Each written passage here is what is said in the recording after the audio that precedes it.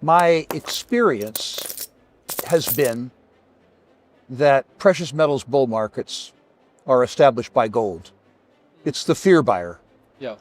And when the momentum in the gold price attracts generalist investors to the space, Yeah. market leadership changes from gold to silver. This will be the fourth time in my life that this occurred. It looks like in the market that transfer is taking place as we speak. Whether or not that's true, of course, time will tell. When leadership transition does take place, silver outperforms gold pretty dramatically. And the high quality silver stocks outperform any other extractive asset class I know. I hope you paid attention to the part where I said high quality, though. Yeah. There are a lot of purported silver companies that litter the speculative landscape who unfortunately have no silver. Those can uniformly be expected to do well too for a little while, but they're treacherous places to be. Yeah, and we've always seen this with rallies though, haven't we? Well, I'm sure we're already seeing some more silver names prop up as well. We saw it in lithium, everyone turned into a lithium company when the price rose. So I'm sure that will be happening. But what I've heard in the past as well is that when we do see that silver price start to rally and pick up, and everyone's, your barber's talking about investing in silver stocks, that's probably a time where you should probably be more cautious. Oh, are we there yet? Oh, not close. No? No, not close. Today's bulletin focuses on a powerful thesis from veteran resource investor Rick Rule, who argues that These are truly dramatic runs. And I'm not saying it has to happen. I'm just saying that 3 times before in my life it has happened. And I'm hoping at age 72 it happens to me one more time. But let me give you a couple of arithmetic stories to warm up your audience. Okay. I came into the business in the 1970s, the most dramatic precious metals bull market in recorded history. One little silver company, then Coeur d'Alene Mines, now Coeur, started 1970 at 10 cents and ended 1981 at $65. Now, I was too young, too dumb, too poor to pay attention. But in the little rally that we had in the first part of the decade of the 90s, I helped float 2 silver companies, one Silver Standard, the other Pan American. They went from 72 cents respectively to $45, 72 cents and 50 cents respectively, to $45 or $46 in the space of 6 short years. These are truly breathtaking moves. They are not to be done with money that you had set aside for a child's college education. Yeah. But they are the kind of moves that can take mad money and turn it into real money. Okay, so in terms of where we are in the cycle at the moment, because I can't think of any silver companies that have done that dramatic of a move yet. Are we still fairly early on in this cycle, in your view? I think we are.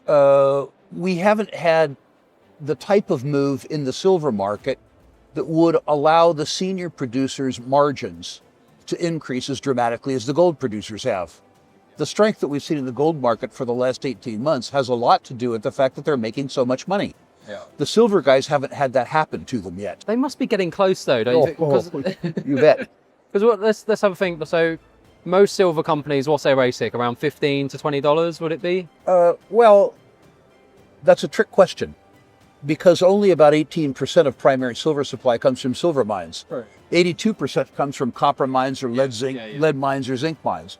One could say, as an example with Freeport-McMoRan, that their cost to produce silver is 0 because their mining costs are paid for by copper. They just have to strip it out of the stream.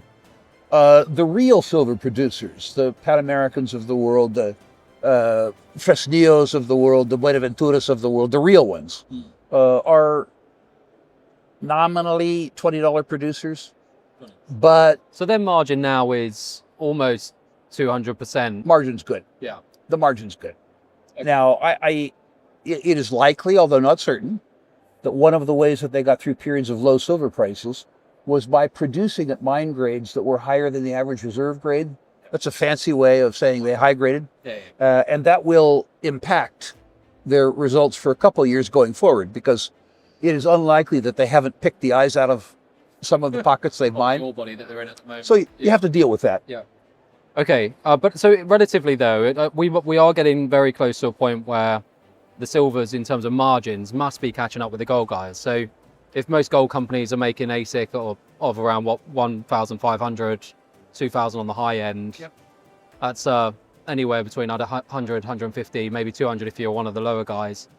On top of silver guys are pretty much there, right? So is this why we're now starting to see that shift into silver juniors and silver? Right now, the move in the silver juniors isn't fact-based.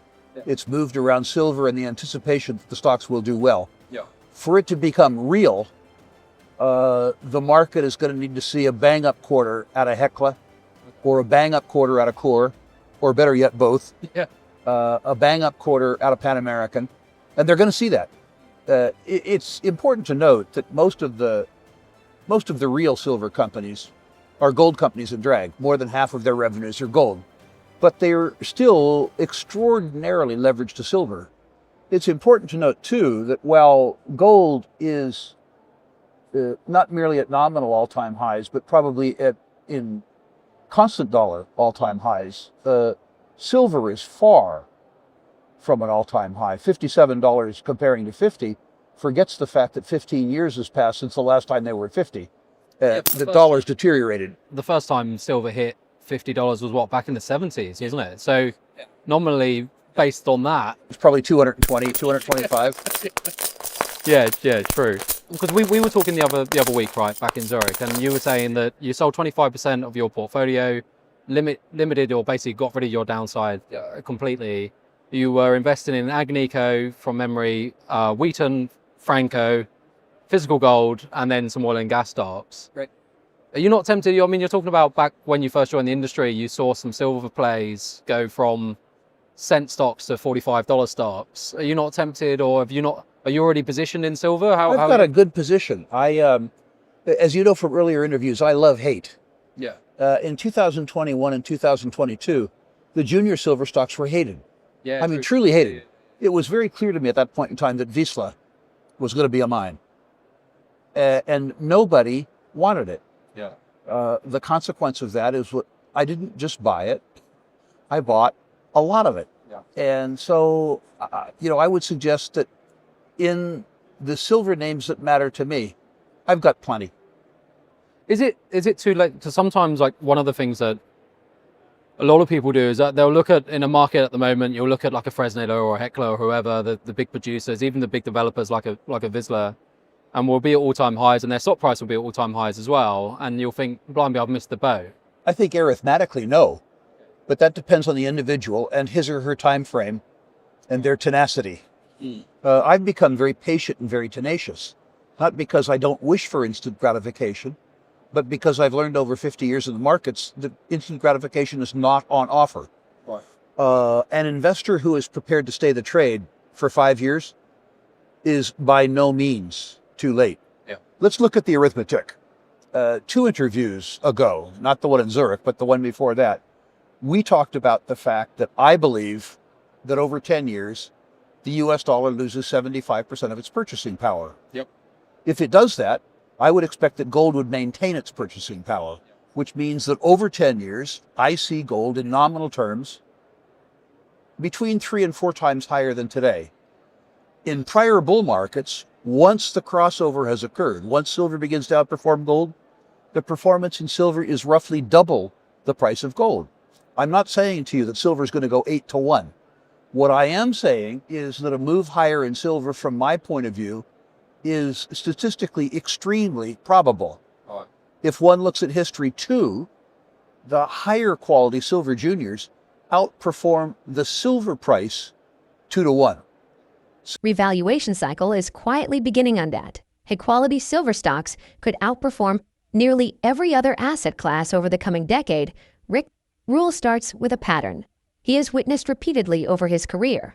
Precious metals bull markets are always established by gold. Gold attracts capital first because it is the fear asset. When generalist investors finally move into the sector, leadership historically shifts from gold to silver. When that transition happens, Silver does not just rise it out, performs gold. Dramatically, Rule says this would be the fourth time in his lifetime that such a transition has occurred. And based on market structure today, he believes the handoff from gold to silver is already underway. But he issues a critical warning. Not all silver exposure is equal.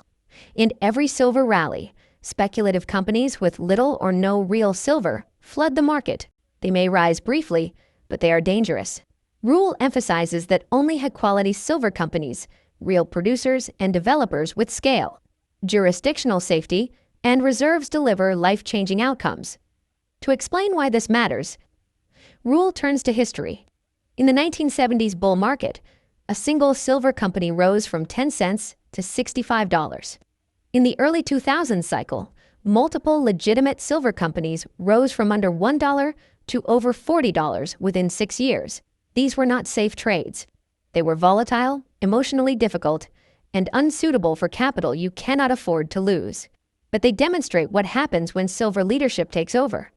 Rule argues that today's market is still early. Gold producers have already seen massive margin expansion because gold prices reached real all-time highs. Silver producers have not yet experienced that same margin explosion. That tells him silver is lagging, not topping. He adds an important structural insight. Only about 18% of global silver supply comes from primary silver mines. The rest is produced as a byproduct of copper, lead, and zinc mining. That means silver supply is relatively inelastic. When demand rises, prices must adjust sharply because miners cannot quickly respond with new production. Despite recent price strength, Rule points out that silver remains far below its inflation-adjusted highs. Silver at $50 today is not equivalent to $50 in the past. In real purchasing power terms, prior peaks would translate to well over $200 today.